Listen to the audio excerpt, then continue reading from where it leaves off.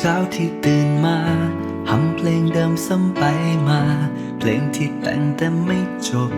สักทีเธอมาช่วยเติมคำร้องลงไปในท่วงทำนองจนเกิดเพลงนี้ฟังเพลงรักมามากมายฟังใจความสักเท่าไรไม่รู้สึกเหมือนได้อยู่ใกล้เธอรักที่เหมือนไกลสุดไกลก็แค่เอื้อมมือไปได้รออยู่เสมอไม่พูดอะไรก็เข้าใจกันทุกคำไม่เคยต้องถามก็ตอบมาได้ตรงใจ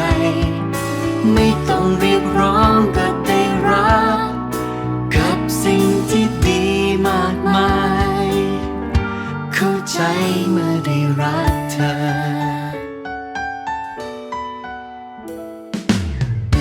ฟ้าของฉันที่มืดมน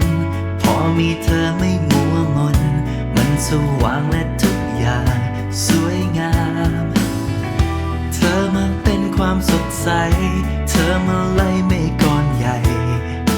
ไปจากใจฉันรักที่ฉันเฝ้าตามหา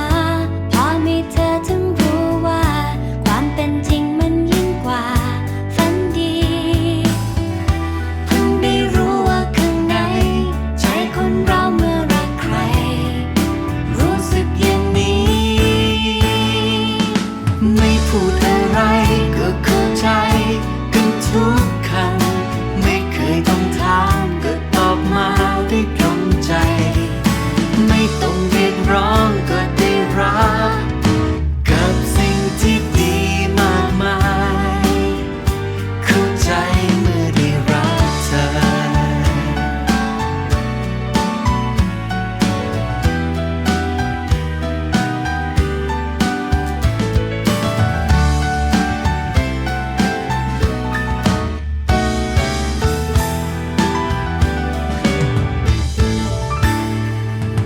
ไม่พูดอะไรก็เข้าใจกันทุกคำไม่เคยต้องถามก็ตอบมาได้ตรงใจไม่ต้องเรียกร้องก็ได้รับกับสิ่งที่ดีมากมายเข้าใจเมื่อได้รักเธอไม่